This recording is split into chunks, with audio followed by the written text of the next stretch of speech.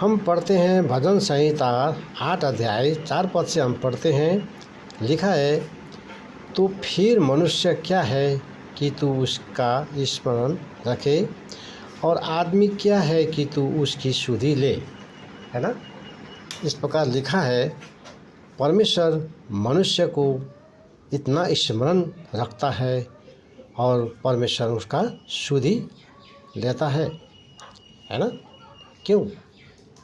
हम देखते हैं 5 पद में लिखा है, क्योंकि तूने उसको परमेश्वर से थोड़ा ही कम बनाया है और महिमा और प्रताप का मुकुट उसके सिर पर रखा है। परमेश्वर ने मनुष्य को, है ना, परमेश्वर से थोड़ा ही कम बनाया। अर्थात हम देखते हैं परमेश्वर ने मनुष्य को अपने ही स्वरूप में, अपने ही समानता में बनाया, है ना, अपने ही समानता में बनाया। और जो कुछ भी परमेश्वर ने बनाया, ये सब परमेश्वर ने अपने लिए नहीं, मनुष्य के लिए ही बनाया, है ना, मनुष्य के लिए ही बनाया है।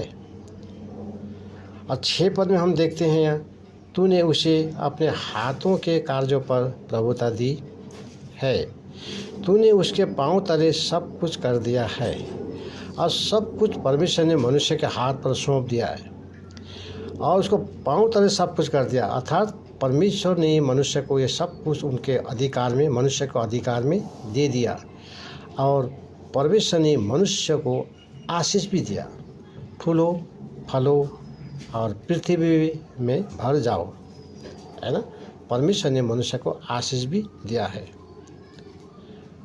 और हम देखते हैं 7 पद में, सब भेड़ बकरी और गाय बैल और जितने वन पशु है।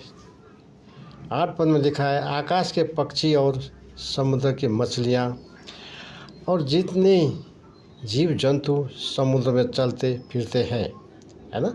जितना कुछ परमेश्वर ने बनाया, ये सब परमेश्वर ने मनुष्य के अधिकार में दिया, क्योंकि परमेश्वर मनुष्य से प्यार करता है ना।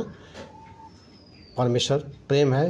पहला यूहन्ना 4 अध्याय 8 पद में इतना परमेश्वर प्यार करता है, इसीलिए मनुष्य को बचाने के लिए प्रभु यीशु मसीह, है ना, प्रभु यीशु मसीह को परमेश्वर ने संसार में भेज दिया कि मनुष्य को बचाने के लिए, बलिदान होने के लिए प्रभु यीशु मसीह को भेज दिया। और प्रभु यीशु मसीह आया और हमारे पापों के लिए प्रभु यीशु मसीह क्रूस में बलिदान हुआ।